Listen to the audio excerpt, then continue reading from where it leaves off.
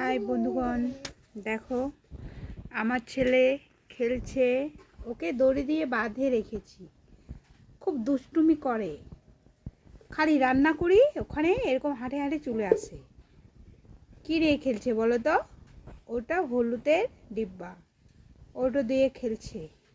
একদম শয়তানি করে, এই যে দেখো একদম শয়তান। পায়ের মধ্যে বাঁধে রাখেছি।